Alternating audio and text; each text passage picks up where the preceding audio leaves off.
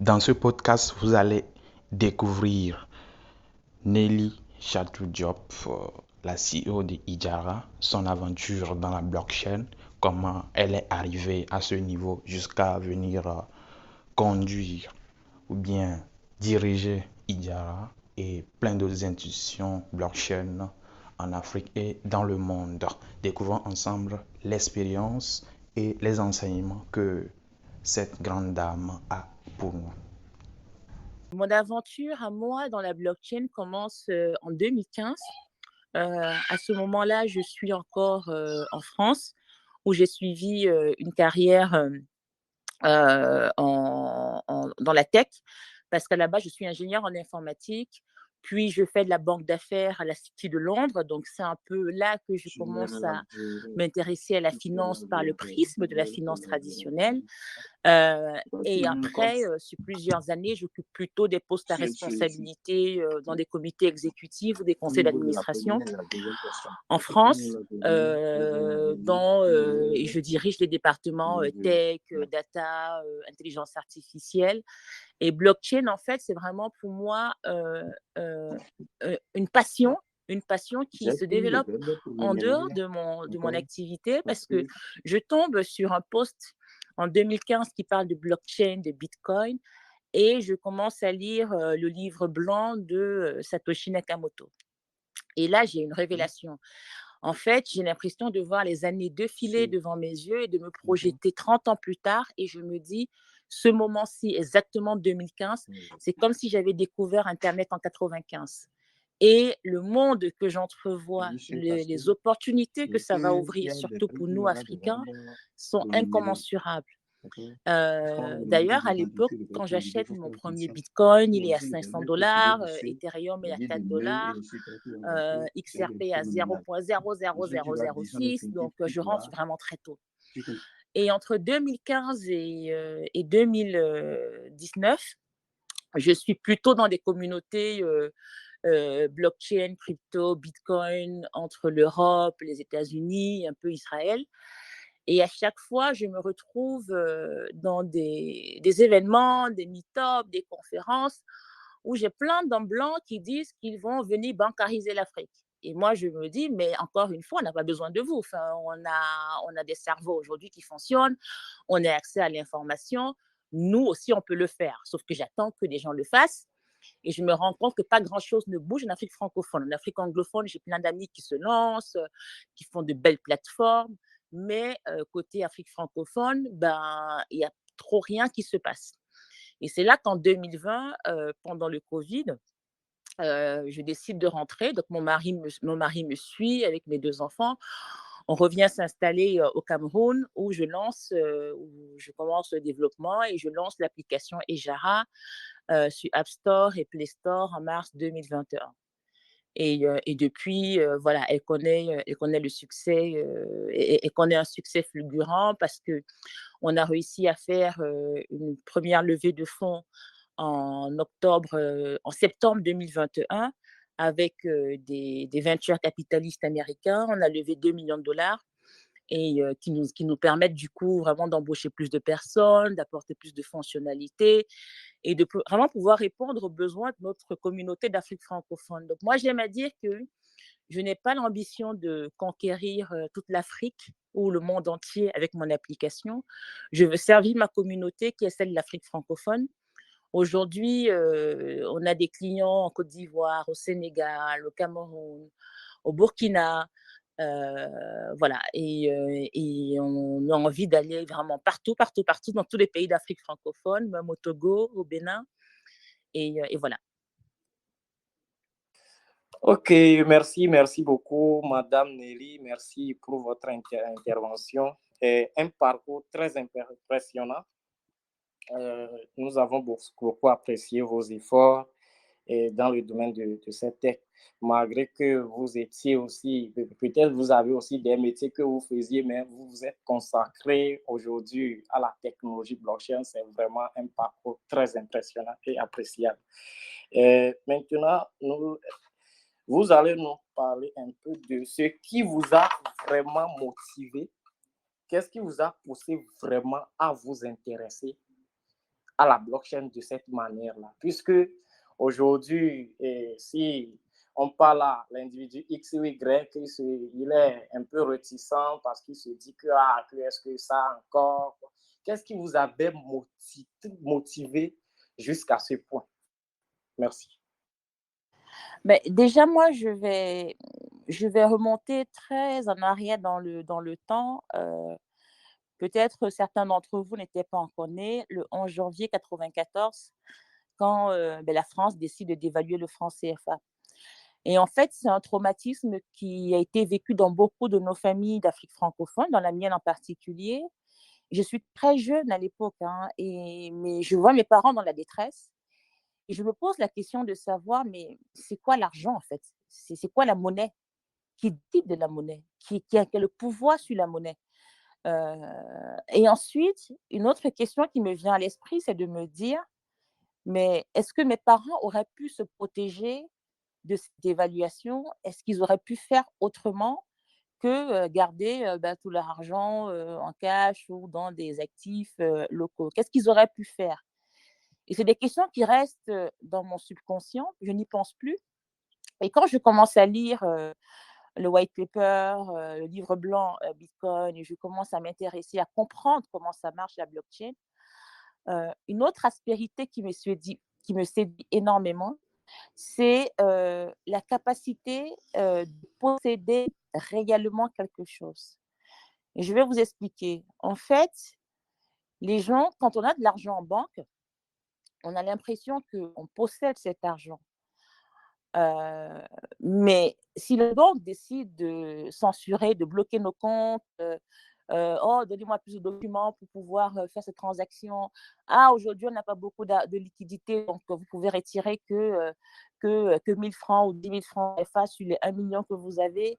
On ne peut rien y faire. Des banques, en fait, la différence entre posséder quelque chose et en avoir la propriété. Et je disais que quand on a de l'argent dans une banque ou dans une microfinance, on, on a l'impression d'en avoir la propriété, vu que c'est notre argent, c'est nous qui l'avons déposé.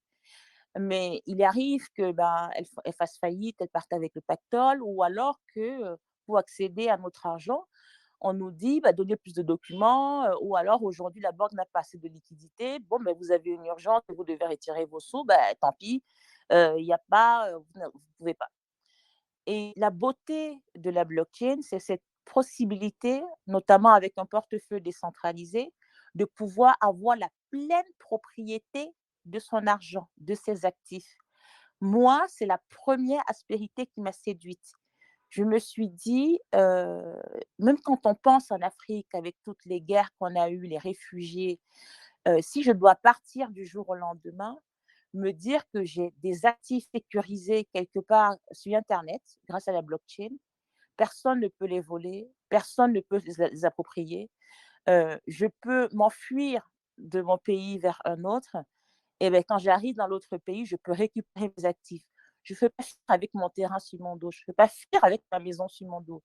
Je peux fuir avec mon or sur mon dos. Mais les passeurs de route, les coupeurs de route et les bandits de grand chemin vont sûrement en saisir une grande portion.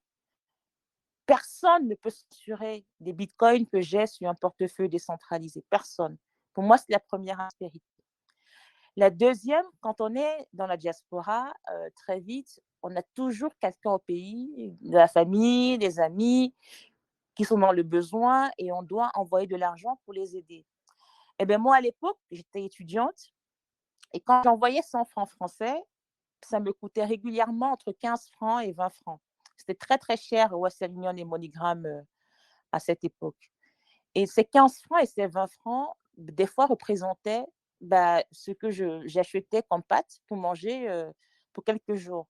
Et je me faisais la réflexion, juste pour envoyer l'argent que j'ai, que je possède à ma famille, à mes amis qui sont dans le besoin, je dois sacrifier peut-être des dîners, des déjeuners, et ce n'est pas normal. Pourquoi ça coûte aussi cher alors que quand on envoie de l'argent en Europe, c'est quasi gratuit?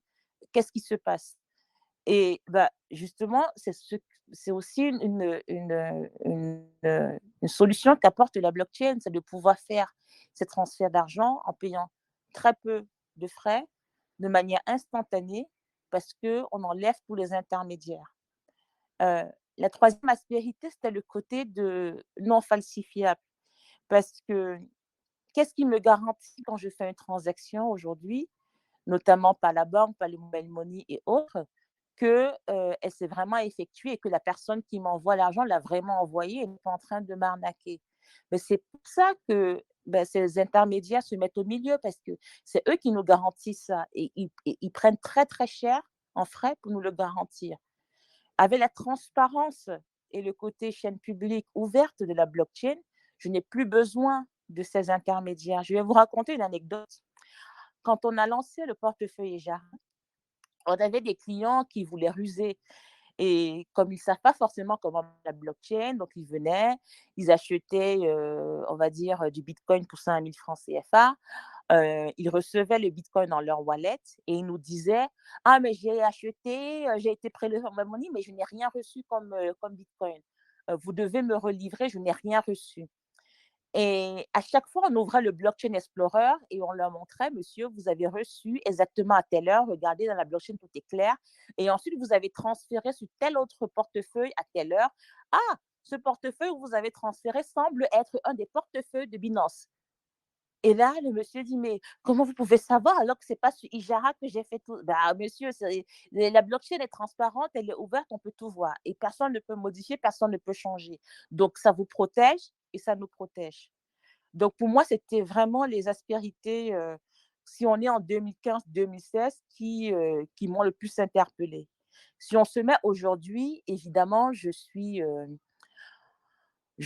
très, comment dire, je suis très impatiente de voir comment nous, Africains, on va s'approprier tous les concepts de NFT, de métaverse, parce que moi, ce que j'y vois, ce n'est pas ce que un occidental, un Américain, un Asiatique y voit. Et c'est ça la beauté de cette technologie qui est très ouverte, c'est que chaque culture peut se l'approprier de telle façon à répondre aux challenges uniques auxquels elle fait face. On n'a pas besoin, sur les NFT, de faire des singes ou des chiens ou des chats hyper marrants, des images de chiens ou de chats et qui se vendent des millions, parce que nous, ça ne nous parle pas. Moi, quand je pense aux NFT, je pense à nos villages, je pense à toutes ces chaufferies traditionnelles avec des objets d'art d'une beauté incroyable, mais qui sont enfermés dans des greniers. Et je me dis, qu'est-ce qui se passerait si on commençait à créer des sortes de musées virtuels dans chaque chaufferie, de telle façon que nos enfants, où qu'ils soient dans le monde, ils peuvent avoir accès, ils peuvent regarder le musée qui correspond à leur culture, se promener, ou alors même dans le pays, quand on est en Europe, on a énormément de musées, les enfants vont souvent dans des musées. Quand on est en Afrique, on a moins de moyens pour créer beaucoup de musées physiques. Mais créons des musées virtuels. Qu'est-ce qui se passerait si sur mon téléphone, je peux accéder à plein de musées de différents pays africains, au sein même du même pays, de différentes régions du pays? Ce serait extraordinaire. Donc moi, quand je pense aux NFT, c'est comme ça que je les vois appliqués à un challenge, à un problème que mes compatriotes, auquel ma communauté fait face. Ok, merci beaucoup, madame, pour votre intervention sur ce côté.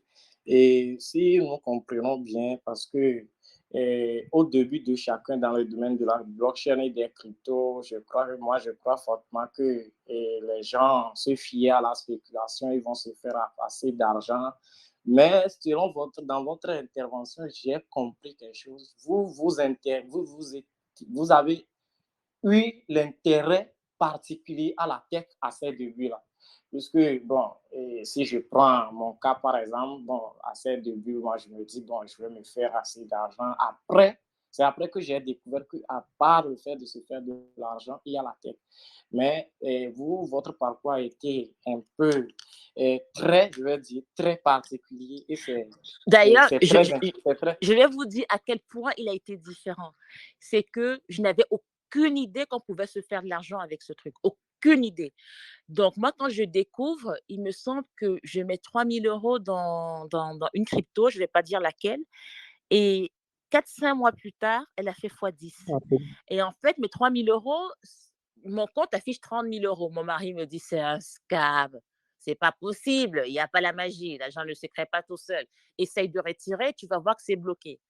J'essaye de retirer 9 000 euros et de faire un virement sur mon compte. Eh ben, le virement arrive et j'ai encore 21 000 euros. Et c'est là où je commence à me dire, what? Donc, on peut aussi faire de l'argent avec ce truc. Qu'est-ce qui se passe? C'était un pur hasard. Ok, ok, merci beaucoup. Là, nous allons peut-être constater que la différence qu'il y a là-bas, c'est que en vos débuts dans les cryptos et dans la blockchain, il n'y avait pas assez de hype qui montrait qu'on peut se faire de l'argent. Mais aujourd'hui, avec des projets qui ont fait des centaines de milliers de pourcentages, des projets qui ont déjà créé une histoire remarquable, aujourd'hui, si quelqu'un arrive dans le domaine de la blockchain et des cryptos en particulier, c'est selon lui, il veut se faire de l'argent. Donc, voilà pourquoi votre parcours a été un peu particulier. Nous vous remercions beaucoup pour votre intervention. Maintenant, je vois que vous avez peut-être touché un point un peu clé, mais nous allons vous inviter à abonder un peu dans le sens. Et maintenant, quel est, selon vous, l'enjeu des cryptos de façon générale, de la blockchain et des cryptos de façon générale en Afrique, plus précisément? Quel est, selon vous, l'enjeu de cette tech-là? Moi, je dirais, si je parle de l'Afrique francophone, je crois que les derniers stats, on est à moins de 20% de personnes bancarisées. Donc, quand on n'est pas bancarisé, ça veut dire qu'on n'a pas accès un peu à la finance traditionnelle qui prend son lot aussi d'accès au crédit. Ça, c'est un des enjeux. Aujourd'hui, avec la blockchain, la finance décentralisée, qui conçoit, il suffit d'avoir juste un portefeuille, des cryptos, on peut avoir accès à des crédits.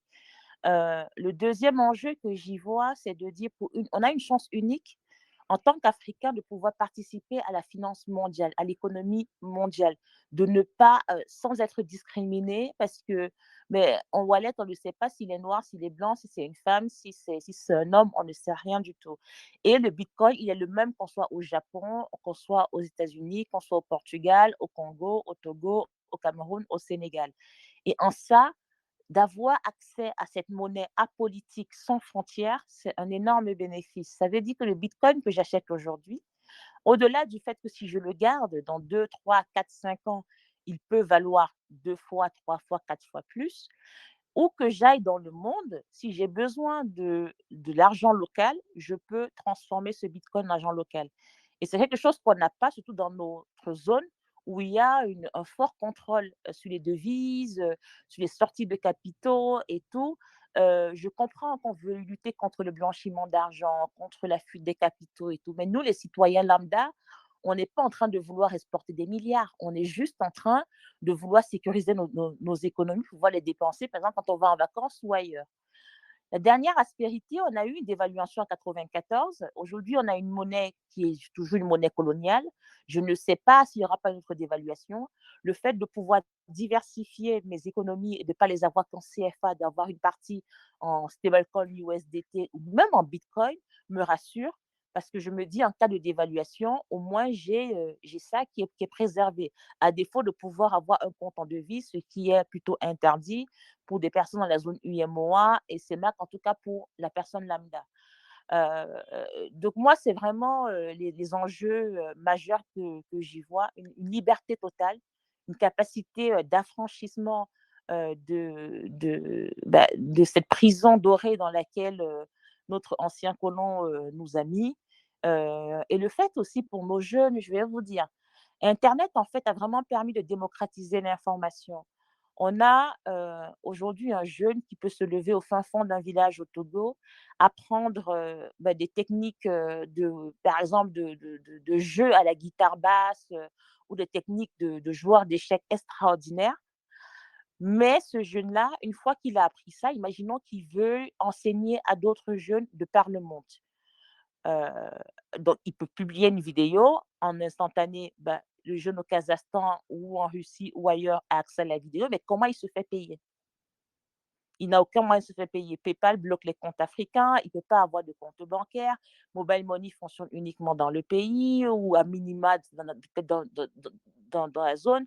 Donc, comment il fait? Aujourd'hui, avec les cryptos, il a la possibilité de pouvoir monétiser ses services où que ce soit dans le monde. Et ça, c'est extraordinaire. Ça donne vraiment accès à la finance mondiale. Voilà.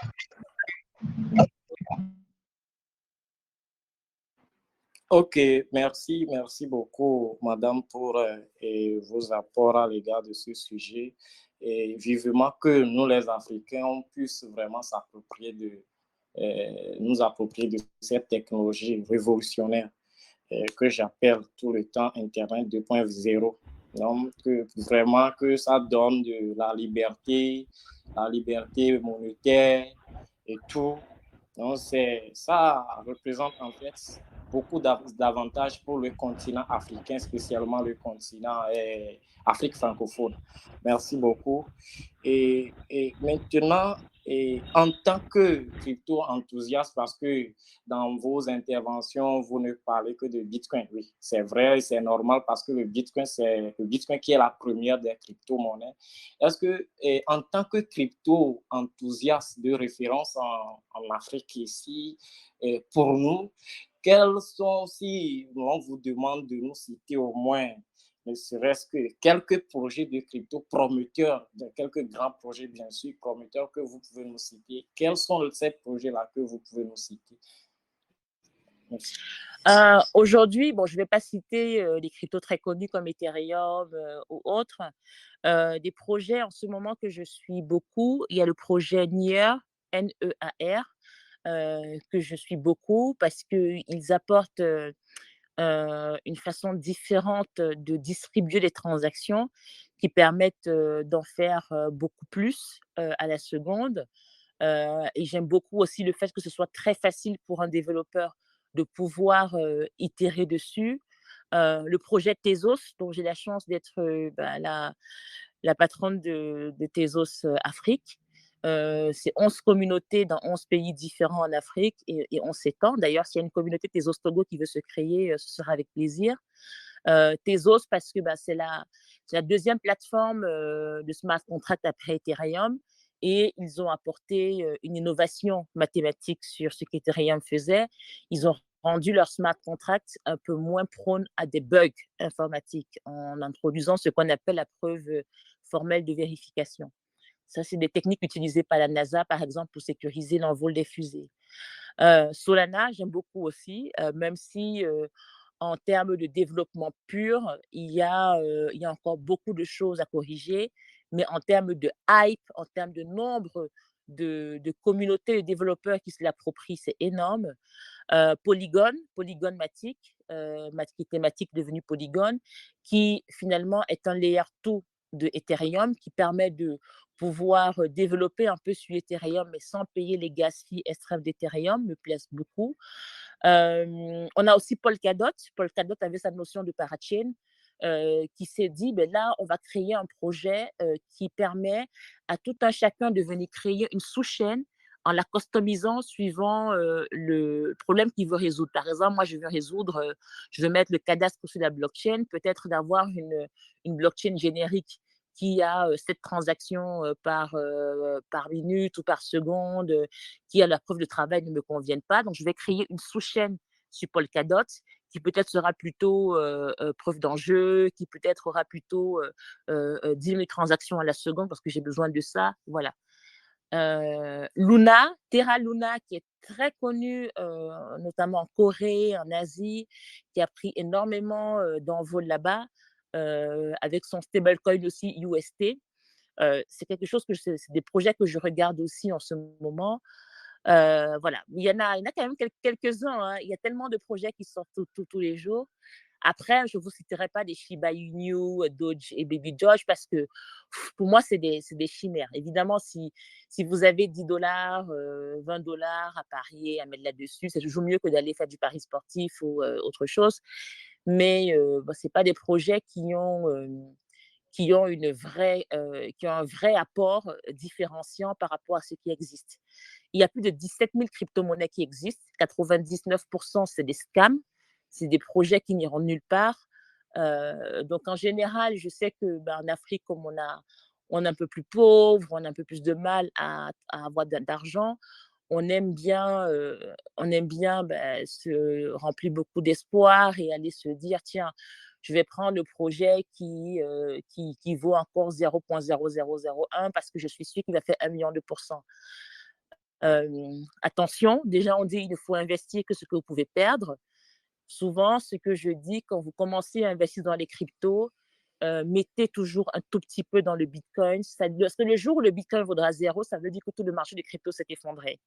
Donc, en termes de capital preservation, comme les Américains le disent, c'est bien de mettre quand même un tout petit peu de ce que vous pouvez mettre sur des cryptos sûrs, des cryptos que vous savez que dans 2-3 ans, ben, elles ne feront peut-être pas 1 million de pourcents, mais même si elles font x2, x3, est-ce que c'est mauvais?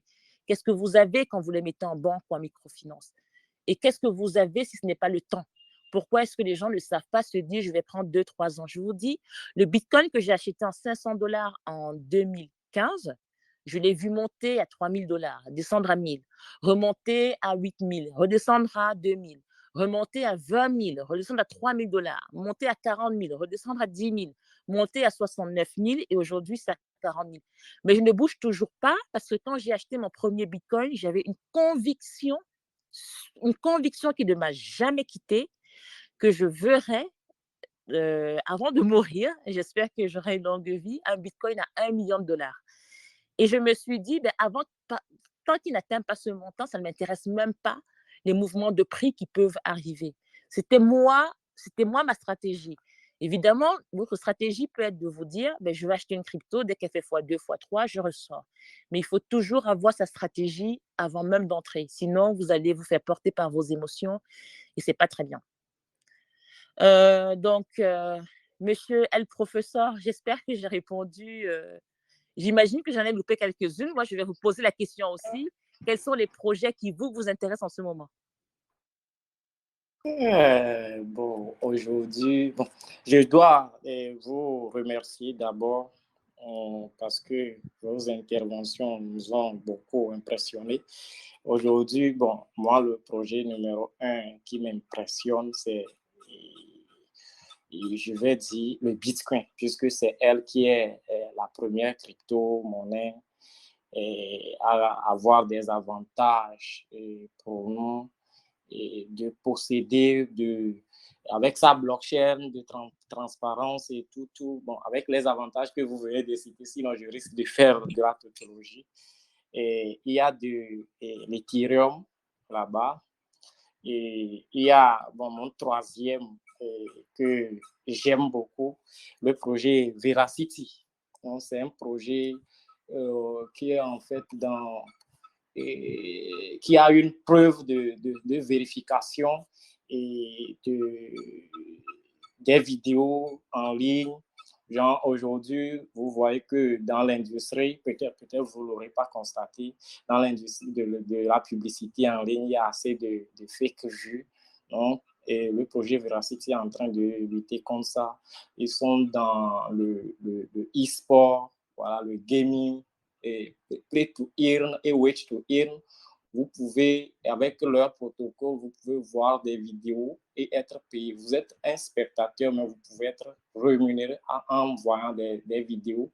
Et leur preuve insinue bien que que c'est un humain qui est en train de voir des vidéos. Si vous n'avez pas vu en totalité la vidéo, vous ne serez pas payé parce que les robots peuvent toutefois aussi regarder des vidéos à la place des hommes. Donc, ils sont en train de lutter en fait contre ce problème-là. Ils sont en train de vouloir d'être aussi dans le domaine des NFT, la vérification des NFT. Donc, puisque aujourd'hui, chacun, avec l'arrivée des NFT, tout le monde est devenu un artiste. Chacun peut faire une capture, bien aller télécharger une image de quelqu'un sur le net et le mettre en vente d'une manière ou d'une autre. Donc, ils sont en train de lutter aussi contre la fraude dans le domaine des NFT. Donc, je ne vais pas trop. À part ça, il y a des projets de sharding comme les MTV, des projets du Web 3 comme les Bipro. BIPO qui permettent de développer des jeux, voilà, des jeux sur leur blockchain avec leur protocole de manière très simple, même en n'étant pas forcément un développeur. Donc, je ne vais pas trop citer des projets. Voilà à peu près. En ajoutant aussi, je peux ajouter les Shiba parce que, comme vous l'avez dit, parce que ce sont des projets des mêmes, mais il faut vraiment être prudent dans ces aventures-là parce que tu ne peux pas aller mettre tout ton argent dans un Shiba ou bien dans un Baby Doge. Au moins, même si c'est un $10, mon toi, tu sais que bon, c'est mieux que du pari, comme vous l'avez dit. Donc, voilà à peu près. Top, merci. Ok, merci beaucoup. Et maintenant, bon, nous aimerions bien savoir si on vous dit aujourd'hui, en tant que crypto-enthousiaste qui connaissait bien les projets, si jamais ça vous arrivait de faire ce que nous appelons all-in, mettre tout dans un seul projet, quel sera le projet dans lequel vous allez faire ce all-in? Moi, ce sera le Bitcoin. Je pense que c'est par rapport à mon appétence au risque. Hein.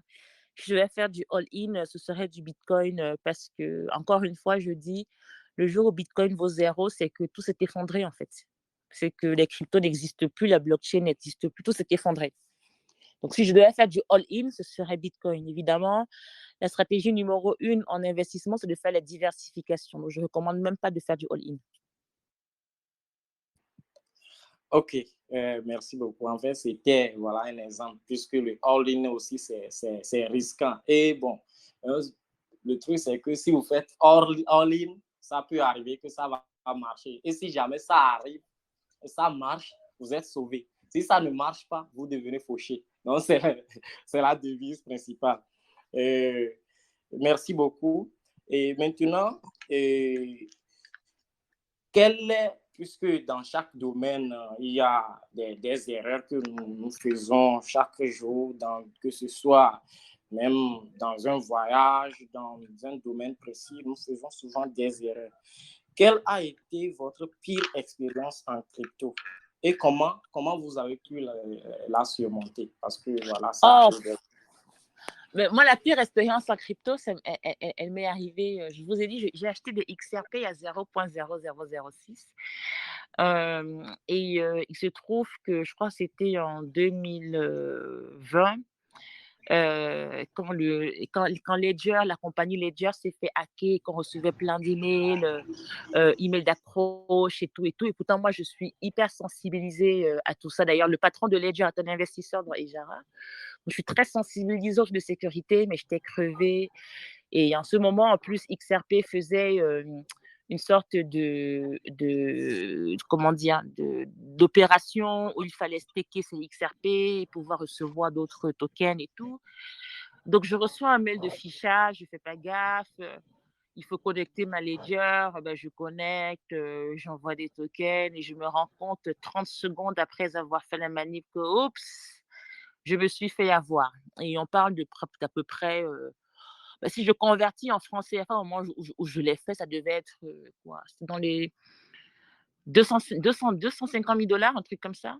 Donc, je ne sais pas comment c'est en francs CFA, 250 000 $. Mais bon, j'avais acheté beaucoup moins puisque j'ai acheté des XRP quand ça valait rien. Et j'ai dit l'erreur.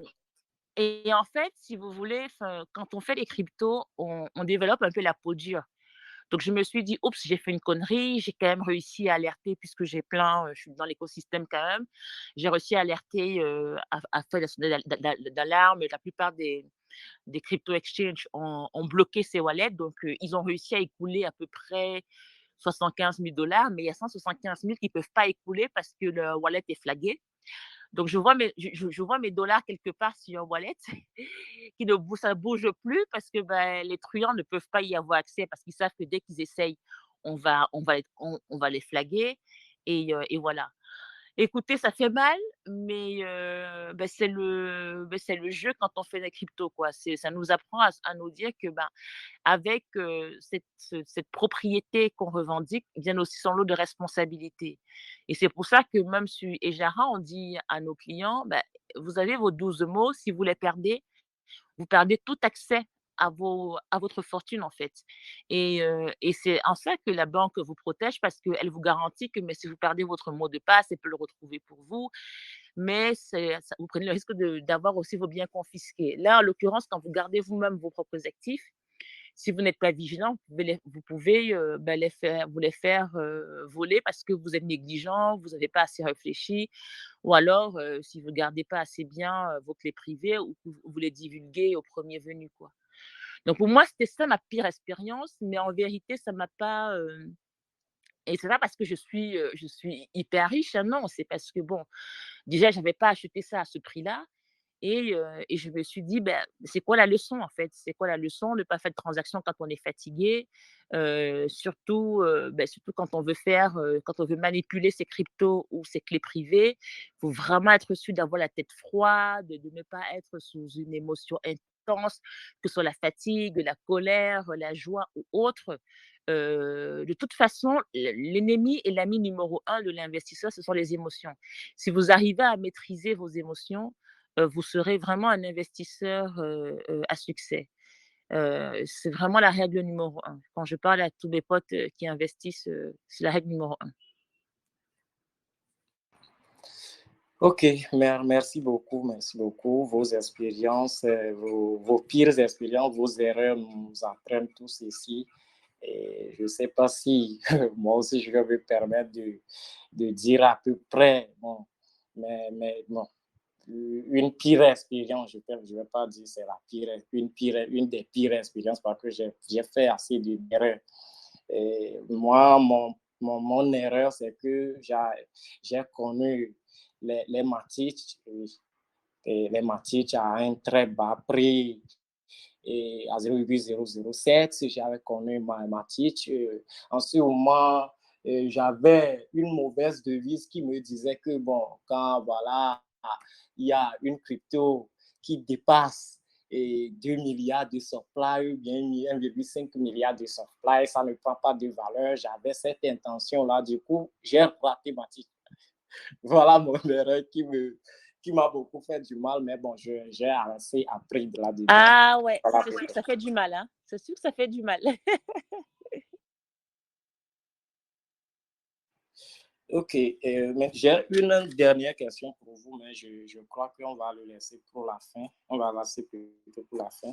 Et maintenant, nous allons ouvrir, voilà, et ouverture des questions pour ceux qui ont des préoccupations à avancer à notre brillante dame. Voilà, c'est ce que je vais dire, parce que c'est très intéressant. S'il y a des questions, vous pouvez avancer. Quelqu'un a des questions? Alors, salut. Oui, J'espère que vous allez... Oui, vous m'entendez? Très bien. Oui, on vous entend. Ok, d'accord. Alors, moi, je me présente très rapidement. Moi, je suis Ricardo Dossou. Je suis un crypto trader et en même temps, avec mes temps morts, si je peux le dire ainsi, je partage quelques opportunités sur YouTube.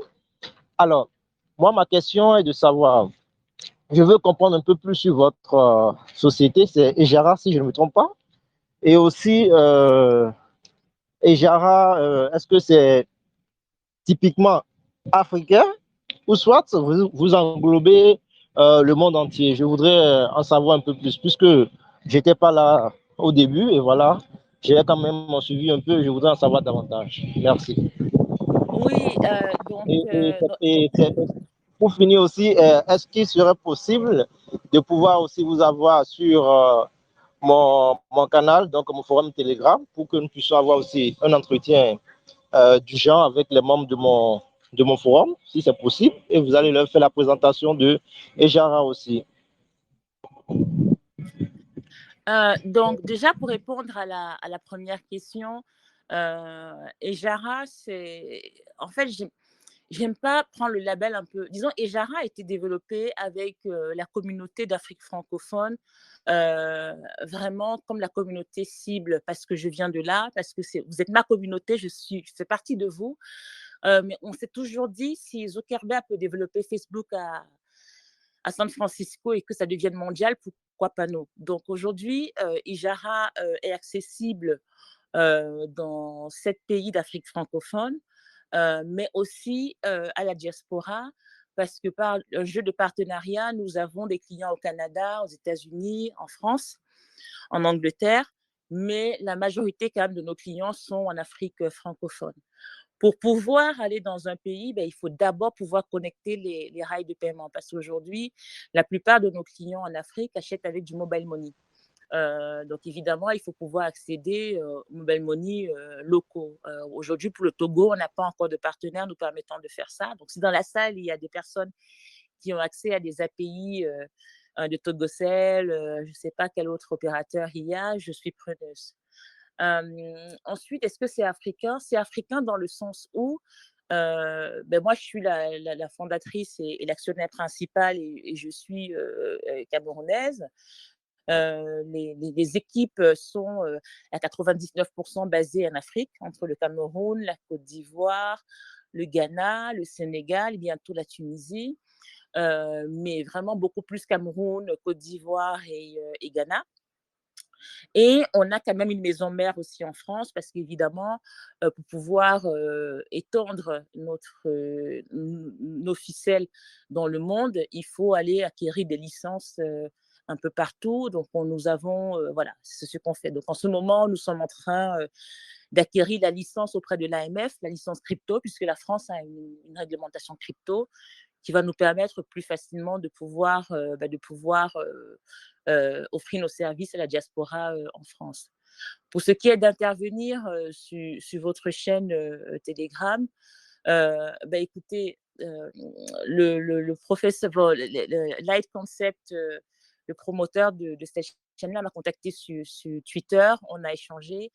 Et ça s'est fait. Là, il se trouvait que j'avais du temps aujourd'hui, mais comme vous devez vous douter, je suis très, très, très, très sollicitée, pas forcément parce que je suis une influenceuse ou autre, mais parce que j'ai déjà un business à tourner.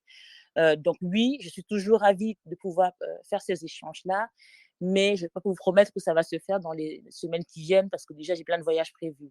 Mais contactez-moi de préférence sur Twitter, en message privé, c'est @chakaneld et on peut échanger en DM sans problème. Ok, très bien, merci.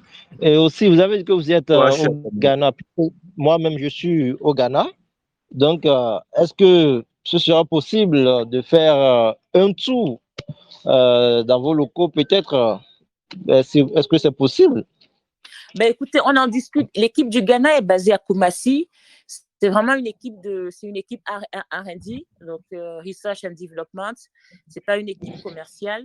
Les équipes commerciales sont plutôt basées à Douala, au Cameroun, et à Abidjan, en Côte d'Ivoire. D'ailleurs, si vous regardez les tweets de Binance Afrique, vous verrez que la patronne de Binance Afrique, qui est une copine à moi, était dans nos bureaux. On a appelé nos bureaux la Crypto Villa d'Abidjan. En ce moment, c'est The Place to Be. Donc, si c'était à Douala ou à Abidjan, je vous dirais, venez, parce qu'il y a les équipes commerciales. Nos développeurs au Ghana, à Kumasi, sont un peu plus... vous voyez, les développeurs, ils sont très timides, en fait. C'est R&D, ils sont dans leur truc. Voilà. Mais je poserai la question, on ne sait jamais. Ça se trouve, ils seront ravis de recevoir du monde. Ils ne parlent pas un mot de français, ils seront sûrement peut-être ravis de recevoir du monde. Je leur poserai la question. Ok, il n'y a pas de souci. Ok, merci. Je vous en prie. Allô, bonsoir. Oui, j'ai une question. Allez-y. Oui, je vous appelle depuis la Côte d'Ivoire. C'est M. Aboua Laza. Alors, j'aimerais savoir quel peut être l'impact de la réglementation sur la crypto-monnaie. Merci. Écoutez, pour vous répondre, je vous parlerai du Nigeria. Au Nigeria, des plateformes comme Ejara, il doit en avoir une quinzaine, sans compter les gros, donc Binance, Quidax, Luno. Et vous êtes sans ignorer que l'année dernière, la Banque centrale du Nigeria a ordonné à toutes les banques de couper tous les accès aux services financiers à toutes les boîtes qui faisaient la crypto, même les individus. Vous penseriez que ça a fait en sorte que ces boîtes s'effondrent, que la crypto n'existe plus. tous mes amis start-upers au Nigeria dans la crypto ont vu leurs transactions doubler, voire quadrupler. Donc, réglementation, c'est important. On est quand même c'est une technologie décentralisée qui fait en sorte qu'on réglemente quoi exactement? On peut réglementer le fait que peut-être une boîte comme Ijara puisse pas avoir de compte en banque, mais est-ce qu'on peut réglementer le fait que peut-être je développe une plateforme de place de marché où je sécurise la mise en relation d'une personne avec une autre personne et qui vendent la crypto de pair à pair. Et ça veut dire quoi? Ça veut dire que je vous vends la crypto et vous m'envoyez du mobile money. Quand vous me l'envoyez et quand je vous envoie la crypto, qui peut savoir ce qu'on échange en fait? C'est juste le paiement mobile money que vous avez fait. La crypto, on se l'envoie par plateforme décentralisée. Donc, oui, je pense qu'il faut réglementer, mais il faut savoir ce qu'on réglemente. Et pour réglementer, il faut déjà comprendre.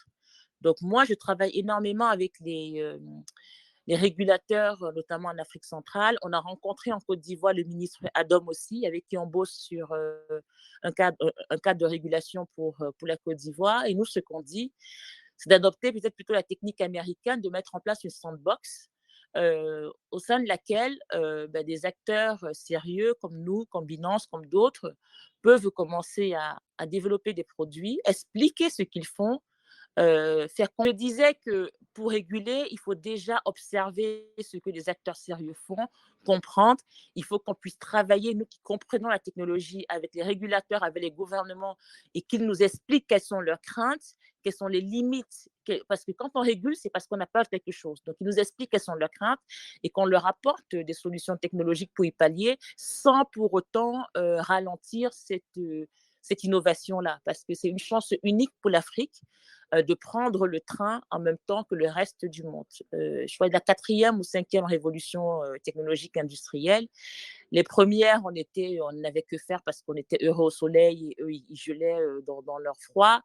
Les suivantes, on était esclaves. Ensuite, on était colonisés. Je pense que c'est une des premières révolutions technologiques où nous sommes des hommes libres et où nous avons une population formée, très formée d'ailleurs, et très au fait de ce qui se passe et pouvant elle-même développer des produits adaptés à sa communauté. J'ai une question, s'il vous plaît. Allez-y. Bon, et là, une question aussi. Ok. Ma question, tout d'abord, bonsoir madame et bonsoir à Moni Professeur pour son travail, pour surtout ses salons. Et ensuite de ça, ma question est de savoir, c'est sur le Bitcoin. Est-ce que d'habitude, on a, c'est-à-dire cet effet historique qu'on dit, après les halving, il y a une baisse du Bitcoin, après il y a conso, et peut-être ça pourrait retourner. Donc, ma question est que est-il conseillé d'investir maintenant à cause, c'est-à-dire des choses qui se font en Ukraine et que les cryptos ont recommencé la tendance vers le haut, ou bien faut-il encore patienter peut-être pour pouvoir investir? Merci beaucoup. Moi, je pense qu'il faut pratiquer la technique d'achat moyennisé, en fait, DCA en français, c'est d'acheter un peu tout le temps parce que c'est très compliqué de timer le marché. Si je savais répondre à cette question, je vous assure, je serais multimilliardaire et peut-être je ne serais même pas en train de discuter avec vous, je serais en train de boire un cocktail sur une plage au bord, je ne sais pas trop quoi, mais je blague parce que je serais toujours en train de bosser. Non, c'est très compliqué de timer le marché et tous ceux qui vous disent qu'ils arrivent à vraiment être sûrs que c'est maintenant qu'il faut entrer ou pas, moi j'appelle ça des apprentis sorciers. Je recommande plutôt aujourd'hui, c'est vrai qu'on est en période un peu de consolidation parce qu'on flirte entre le 39, le 40, on descend plus bas au 33. C'est sûr que si le Bitcoin va en dessous de 30, il faut acheter massivement. Tant qu'il est en train de naviguer un peu entre les deux, acheter un peu aujourd'hui, un peu le mois prochain, un peu le mois d'après. N'achetez pas d'un coup parce que vous ne savez pas. Moi, j'ai des bitcoins que j'ai achetés à $500, j'en ai que j'ai acheté à 1500, j'en ai que j'ai acheté à 3000. J'en ai racheté un tout petit peu en novembre 2020 quand ça coûtait 10 000. Quand c'est descendu à 28 000 en mars, j'en ai pris un tout petit peu. Voilà. Et quand je ne prends pas un bitcoin entier, hein, je dis j'entre un peu dans le marché. Voilà, moi, j'entre un peu tout le temps. Je n'essaye même pas d'imaginer ce que sera le marché demain. Le séquençage de halving, baisse, consolidation, puis hausse que vous avez expliqué, c'est vrai que sur les derniers cycles, ça s'est passé comme ça. le monde a beaucoup changé. Il y a eu le Covid entre-temps, il y a la guerre en Ukraine et en Russie, il y a tout ce qui se passe. C'est vraiment un test grandeur nature qu'on a aussi sur ce Bitcoin-là et sur cette approche philosophique que les puristes aiment avoir pour dire que Bitcoin permet de garantir la paix dans le monde et permet de sauver l'humanité. Donc, on va voir aujourd'hui, quand on va faire le post-mortem de 2020-2021 avec tout ce qui se passe, 2022, on verra si le Bitcoin a vraiment rempli sa mission ou encore il lui reste plus de temps pour le faire. Okay, merci. Bon, j'ai une question aussi. Allez-y. Je peux? Bon, et la première question, elle sera côté réglementation des crypto-monnaies. En se référant au Bitcoin, la crypto-monnaie mère, on sait que le Bitcoin n'a pas été créé pour qu'on puisse retirer en fiat. Non, le Bitcoin a été créé pour les échanges. Maintenant, on parle de régulation. Ma question est la suivante. On veut réguler quoi? N'est-ce pas une moquerie? S'il vous plaît. Justement, c'est ce que je disais, vous avez raison. On veut réguler quoi? C'est la question que je pose aussi. Qu'est-ce qu'on régule exactement? Mais en fait, ce qu'on peut réguler, c'est ce qu'on contrôle.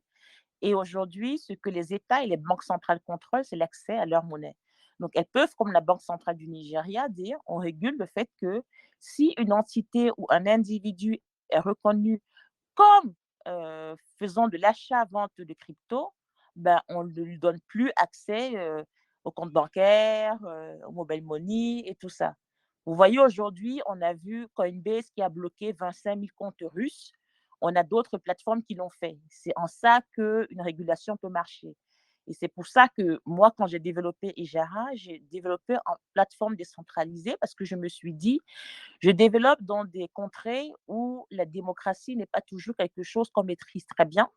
Et même dans celles où il semble la maîtriser, il nous montre que ce n'est pas si démocrate que ça, parce que du jour au lendemain, on peut décider que les Russes sont coupés du système. Et je me suis dit, je n'ai pas envie de prendre le risque de mettre en danger mes clients. Donc, je veux que le demain me dise, vous êtes régulé, vous n'avez plus le droit d'exercer, coupez tout. Que mes clients soient protégés parce que c'est décentralisé et finalement, je n'avais jamais accès à leur crypto ou à quoi que ce soit. Donc, ils ont juste à prendre leurs 12 mots qui ont été générés dans Ejara, aller sur Trust Wallet, retaper les 12 mots et retrouver tous les actifs qu'ils ont achetés sur Ejara. Ou aller dans blockchain.com, retaper les 12 mots et retrouver tous les actifs parce qu'en vérité, leurs actifs n'ont jamais été stockés dans une base de données Ejara ou dans un coffre Ejara. Leurs actifs étaient sur la blockchain, donc sur Internet. J'ai une deuxième question aussi. Allez-y. Là, je peux? Oui, allez-y. il faut faire vite parce que le temps. Je ne connais pas le nom de. Qui ont des questions. Ok, c'est la dernière question, s'il vous plaît. Et bon, je crois que madame, je ne connais pas le nom, elle est un peu influente. Mais j'ai suivi la dame depuis le début, mais à ma grande surprise, elle a trop touché l'aspect spéculatif des crypto-monnaies. Or qu'au-delà de la spéculation, on peut avoir beaucoup de choses avec la technologie blockchain. Bon, vu qu'elle est un peu influente sur les réseaux sociaux, ce n'est pas plus conseil ou bien plus professionnel de parler de l'aspect le plus que la blockchain peut apporter dans nos vies que de parler de la spéculation. Oh, parce que ça veut dire que vous ne nous avez pas rejoints au début. Parce que j'ai parlé de tout sauf la spéculation et je ne suis pas influenceuse. Je suis ingénieure en informatique et j'ai été nommée parmi les top 100 mondiaux experts de la data. Donc, je ne suis pas une influenceuse, je suis une professionnelle de la tech. Je suis une ingénieure reconnue. Je suis dans plusieurs conseils d'administration dans le monde, pas seulement en Afrique. Donc, c'est une insulte, c'est un manque de respect que de me dire que je suis une influenceuse. Je suis loin de là. Et j'ai expliqué dans mon parcours que je ne savais même pas qu'on pouvait se faire de l'argent avec la blockchain ou les cryptos quand j'y suis entrée en 2015. Moi, j'ai embrassé ce concept de blockchain et tout ce que ça permet de faire. J'ai parlé de moi, comment je voyais les NFT en Afrique, la création de ces musées virtuels pour valoriser tous nos artisanats, tous nos arts qu'on a dans pas mal de nos villages. Et il y a plein d'autres exemples que j'ai cités, dont par exemple le cadastre. sur la blockchain. Donc, vous auriez dû nous rejoindre quand ça a démarré parce que vous rejoignez en plein milieu et vous faites des conclusions hâtives qui ne sont pas le reflet de la discussion très intéressante que nous avons eue avec le reste de vos collègues. Oui, merci beaucoup. Merci à la question aussi de Rami. Rami, en fait, oui, vraiment, c'est parce que... Je peux aller? Allô? Allô? Oui, allez-y, on vous écoute. Ok. C'est parce que tu ne nous avais pas rejoint depuis le début, puisque même je me suis très accentué sur le fait que Madame Nelly n'a pas vraiment touché le côté spéculatif. Et moi, je me disais à mes débuts et au début de chacun, de la plupart des gens, ils pensent au fait de se faire de l'argent. Et elle, autre, elle ne l'a pas touché. Elle se disait c'est parce que à cause de de la possession de l'argent, à cause de la dévaluation du franc CFA en 1914, ce sont des trucs, en fait, des motifs qui l'ont motivé depuis les années 1914. C'est pour cela qu'il avait vu comment ses parents ont vécu avec des crises. Donc, c'est pour cela, quand elle a entendu parler du Bitcoin, elle a commencé par faire des recherches en lisant le livre blanc. Elle ne se disait pas, en fait, de vouloir se faire de l'argent. C'est après que, l'autre pour elle, c'est parce que le Bitcoin est là pour résoudre ces problèmes qu'elle avait vécu. Donc, c'est après que elle a constaté qu'elle a acheté un Bitcoin, voilà, et qui a haussé, et puis elle a pu faire le retrait. Même quand le Bitcoin avait haussé, ce qu'elle avait versé, quand ça avait haussé, elle et son mari se disaient que c'est réel. C'est après, quand elle a pu retirer, qu'elle se dit, ah bon, dans le truc là, on pourrait se faire de l'argent. Non, c'est parce que nous sommes vraiment désolés, c'est parce que vous ne nous avez pas suivis depuis le début. Voilà à peu près le résumé de ce qui se passe ici. Merci. Je crois qu'il y a un scientifique crypto qui demandait la main depuis. Oui, bon, moi j'ai une dernière question, s'il vous plaît. Oui, vous devez attendre, Il y a les gens sont là.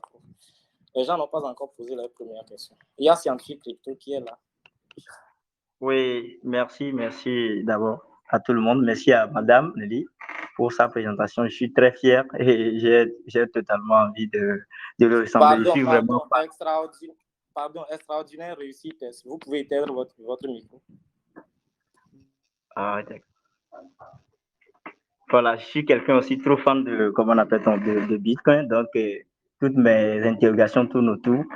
Et j'aimerais vous poser la question, madame, si vous me permettez, de vous demander à savoir si vous trouvez vraiment que le Bitcoin, qui se veut d'ailleurs un projet monétaire à la base et qui communément se fait surnommer hors numérique, pourrait vraiment aider à un redressement économique des États du tiers-monde d'ailleurs, nous qui avons toujours été victimes d'un système monétaire, d'une politique monétaire vraiment terrifiant.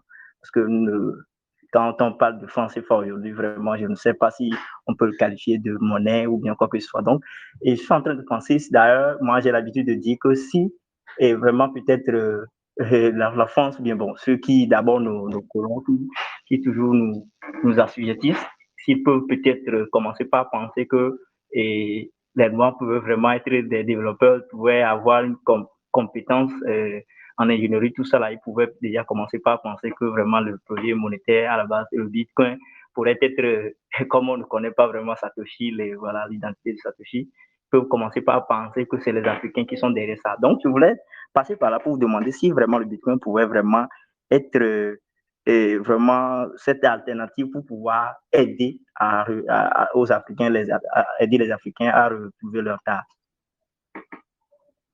Mais moi, la réponse courte, c'est oui, ça peut y participer. Évidemment, pour qu'on retrouve nos cartes, ce n'est pas juste une histoire de monnaie ou comment dire. Et je pense qu'il y a beaucoup de facteurs qui peuvent nous plomber les ailes, mais ça y participe. C'est vraiment la monnaie du peuple, par le peuple et pour le peuple. Et quand on parle des Français, il faut bien différencier les agendas des gouvernants, des gouvernements, et finalement ce que les citoyens font. Et ce qu'on se rend compte, c'est que moi, ce que j'ai vécu, étant dans les communautés vraiment blockchain, crypto dans différents pays du monde, c'est qu'on est en train de créer des pays en fait, on est en train de créer un pays sans frontières et ce qui nous lie, c'est cette monnaie commune apolitique sans frontières qu'on a choisie.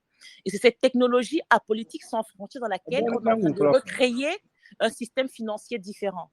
Et en ce sens-là, je dis oui, ça va y participer fortement parce que demain, si aujourd'hui, par exemple, au Nigeria, la plupart des personnes que je connais au Nigeria ne gardent plus leur argent en naira.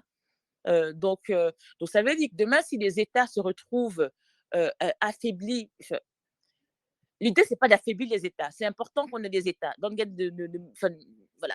Mais seulement, il faut qu'on arrive à dissocier la monnaie de l'État parce que les États nous ont montré qu'ils n'arrivent pas à gérer la monnaie correctement. Et encore plus quand on parle du CFA, où ce n'est même pas notre État à nous qui la gère, c'est un État très, très loin qui a son agenda à lui et qui la rend artificiellement basse pour pouvoir acheter nos matières premières à prix coûtant. Donc, en cela, oui, je pense qu'on arrivera, et ça prendra le temps que ça prendra, tous les pays du monde à faire cette séparation entre l'État et la monnaie et qui sera une révolution aussi grande que quand on a fait la séparation entre l'État et l'Église il y a plusieurs centaines d'années. Et il faut que ça arrive. Et de toute façon, ce ne sera que un retour à l'histoire, parce que quand on regarde l'histoire de la monnaie a été toujours séparée de l'État. La monnaie-État, ça date de même pas un siècle. La monnaie, avant, c'était des cauris, ensuite, c'était de l'or. Et d'ailleurs, même nous, en tant qu'hommes noirs, on a servi de monnaie, puisqu'à l'époque de l'esclavage, les gens achetaient des chevaux en échangeant des hommes et des femmes noires. Donc, on a aussi servi de monnaie. Donc, la monnaie, c'est une décision collective. Et si on enlève cette monnaie de l'État, l'État peut se recentrer sur ses priorités régaliennes qui sont de s'assurer que nous, citoyens, nous ayons envie de former cette communauté-là et de nous apporter les services basiques. Et nous, on décide de participer par notre citoyenneté à un État X ou un État Y. Parce que la monnaie, c'est nous qui avons le contrôle de notre propre monnaie. Et ce n'est pas l'État comme l'État américain qui imprime à tire-larigot et qui nous fait subir tous une inflation. Parce que vu que le dollar américain, c'est la monnaie mondiale et que la plupart des échanges, quand on achète du pétrole ou la plupart des commodities, c'est avec du dollar américain. Donc, à chaque fois qu'ils impriment, ils font tourner la machine à billets, ils font de l'inflation et ça nous impacte absolument tous. Ce qui est unique parce que juste au Togo, je suis au Cameroun, qu'est-ce qu'on a à y voir avec leur dollar américain? Qu'est-ce qu'on a à y voir avec leur guerre? Ok, j'aimerais poser une question rapidement. J'ai encore une question. On a encore 10 minutes. Hein. Oui, je peux aller? Allez-y. Oh, Oui, D'accord. Oui, sinon, je tiens déjà à vous remercier, Madame Nelly. Vraiment, personnellement, j'ai appris beaucoup de choses que même j'ai notées. J'ai noté assez de choses. Hein. Ma question, dans votre intervention, quand mon professeur vous questionnait, il avait eu à vous poser la question de savoir quelle a été votre pire expérience en crypto. Moi, ma question est de savoir quelle a été jusqu'ici votre meilleure expérience en crypto et de deux, et quelle est votre vision des crypto-monnaies d'ici 10, 15, 20 ans, plus précisément en Afrique? Écoutez, moi, mon expérience, la meilleure expérience que j'ai vécue en crypto, c'est vraiment cette aventure dans laquelle je me lance, Ijara, ce rêve fou, où je me dis qu'une communauté de jeunes Africains peut développer un produit qui est reconnu mondialement comme étant aux standards internationaux et comme étant un produit qui a sa place. Et c'est un pari fou que je me fais et c'est un pari fou qu'on réalise avec des jeunes qui ont été formés sur le continent africain et qui font ce produit-là et qu'on arrive à convaincre des investisseurs de très haut vol américains d'investir 2 millions de dollars dans cette jeune boîte avec des jeunes filles et des jeunes hommes un peu fous qui ont le rêve de penser que ce Web3 et cette blockchain, ils peuvent se l'approprier aussi bien qu'un jeune à la Silicon Valley. Donc, pour moi, ça, c'est mon aventure la plus extraordinaire. Ensuite, si on se projette dans 10 ans, je vais vous dire, aujourd'hui, avec Ijara, on est en train d'expérimenter quelque chose comment utiliser la blockchain dans nos marchés financiers traditionnels. Je ne sais pas si vous êtes au courant, mais chaque année, pratiquement même chaque mois ou chaque 2 mois, un pays comme le Togo, la Côte d'Ivoire, le Cameroun, le Congo émettent des bons du trésor. Ces bons du trésor, en fait, ils ont des durées de vie de 3 mois à 1 an, 7 ans, et ils rémunèrent entre, allons dire, 3% à 10% par an. Sauf qu'ils ne sont accessibles qu'à une classe très haute, parce que déjà, le coupon sur les bons du trésor assimilables, c'est 1 million de francs CFA par coupon. Et souvent, pour qu'une banque d'investissement vous regarde, il faut que vous en mettiez plusieurs centaines de millions pour pouvoir vous garantir une part. Ce qu'on a développé avec les équipes, c'est une solution pour tokeniser, donc pour fractionner ces coupons-là et faire en sorte qu'on puisse proposer un investissement sécurisé à tout le monde, capital sécurisé, taux d'intérêt garanti, vu que c'est les États et les banques centrales qui le garantissent, mais à partir de 1000 francs CFA. Comme ça, le conducteur de mototaxi, la femme de ménage, tout le monde peut devenir investisseur en utilisant la blockchain. Ce n'est pas forcément une crypto, mais c'est la blockchain qui permet de rendre les transactions transparentes, sécurisées, fiables et adossées à des actifs qui sont disponibles, mais qui sont non accessibles au commun des mortels. Donc ça, c'est une façon de s'approprier la blockchain qu'on a eue parce qu'on vit dans cette communauté-là. Et j'ose imaginer que d'ici 10 ans, il y en aura plein d'autres. J'espère qu'on mettra le cadastre. Je vous sidérais, vous voyez, quand vous êtes en Europe, on vous dit investir dans l'immobilier, dans la pierre, c'est sécurisé. Parce que vraiment, la pierre, l'immobilier, ça prend de la valeur et tout. Moi, j'ai le sentiment, quand je suis en tout cas au Cameroun, que c'est l'investissement le plus risqué que je puisse faire. Parce qu'il me suffit d'aller dans les tribunaux pour voir que 80 à 90% des litiges sont des litiges fonciers. Une personne a vendu le terrain à 10 personnes. On n'a pas vendu au bon prix. Ou alors, on s'est installé sur mon terrain de manière abusive. Ou il y a X, il y a Y. Alors, foutons ce cadastre sur la blockchain une fois pour toutes. Comme ça, quand j'achète un terrain, je peux être sûr de qui le possède. Est-ce que la personne qui me le vend, il a le droit de me le vendre? Le terrain est passé par où? Et au moins ça rendra cet investissement sécurisé.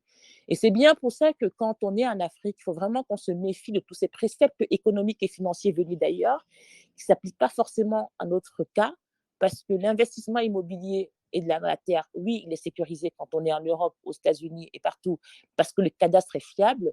Quand on est en Afrique, bah, ça dépend des pays. Et dans le mien, je ne trouve pas que ce soit sécurisé. Donc, j'espère qu'on pourra utiliser la blockchain et les cryptos pour résoudre ces problèmes du quotidien auxquels on fait face et qui nous plombent dans cette construction de patrimoine générationnel. Ok, merci beaucoup. Je crois... Oui, excusez-moi. Je crois qu'on doit mettre fin aux questions parce que nous sommes désolés parce que le temps nous prend. Et Sébastien, je crois là qu'elle a répondu à ta question. En fait, moi, Jean, si je résume un peu sa réponse, c'est que concernant la vision, c'est que sa vision, c'est de voir des millions d'Africains utiliser la blockchain comme nous utilisons aujourd'hui Internet, si je comprends bien. Exactement. Très bon résumé. Merci beaucoup, Sébastien. Très bon résumé. Ok, merci. J'avais consacré une dernière question aujourd'hui. Je ne sais pas si c'est une question, mais je passe revenir sur un côté que Madame a touché et sur les différentes étapes de monnaie. Je passe à vous informer aussi que nous avons même écrit un livre sur ce sujet-là qui est très intéressant et qui sera bientôt disponible sur Amazon. Donc, ça sera disponible sur Amazon, un livre sur ce thème-là. Maintenant, ma question, ou bien je ne sais pas, je suis en train de vous solliciter parce que dans vos interventions, vous avez eu à parler de Ijara, mais je vois que la plupart de nos auditeurs plutôt, même moi qui suis ici, ça me paraît toujours un peu flou. Donc, je suis en train de nous voulons vous solliciter, si possible, si pour une seconde séance, la prochaine fois, vous pouvez nous parler de ce portefeuille-là de manière très spécifique. Parce que voilà, ça peut toutefois nous aider et on ne finit jamais d'apprendre et de découvrir de nouvelles choses. Ben, écoutez, ce sera ou moi ou quelqu'un d'autre de Ejara qui pourra vous en parler de manière plus spécifique. Mais j'ai vraiment le sentiment que oui, c'est un beau projet.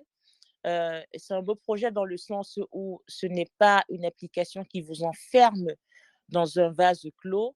Je pense qu'aujourd'hui, d'ailleurs, on dit que nous sommes des fous. Et Jara, c'est doit être les seules plateformes où quand vous achetez, on vous dit, vous voulez vous faire livrer dans votre portefeuille ou dans un portefeuille extérieur.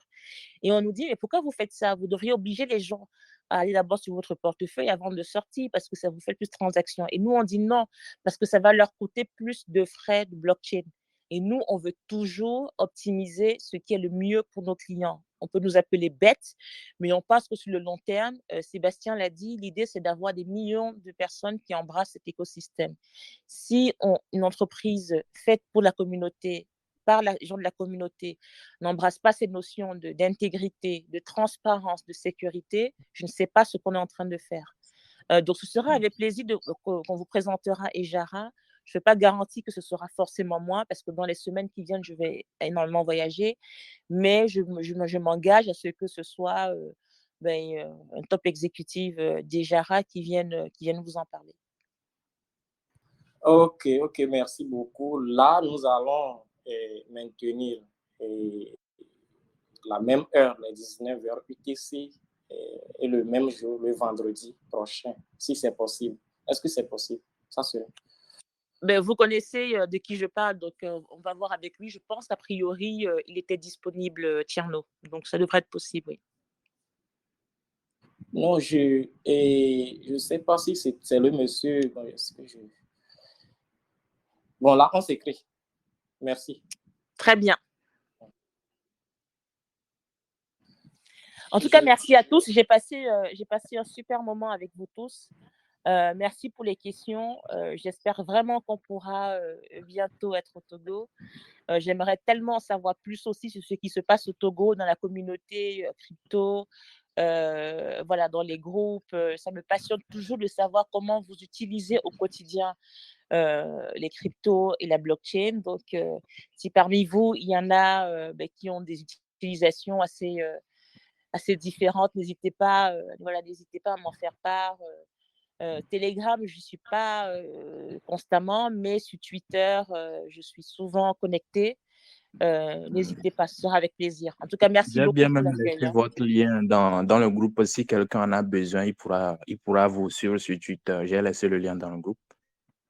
Merci beaucoup. Ok, merci. Et Sébastien, si tu as un mot de fin, tu peux faire un mot de fin. Voilà.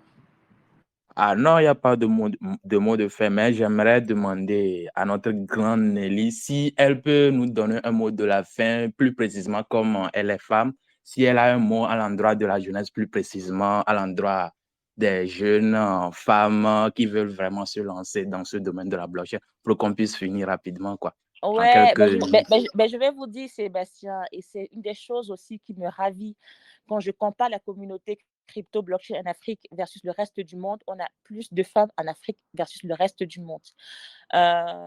Nous, par exemple, sur notre plateforme, on a 40% d'utilisateurs qui sont des utilisatrices.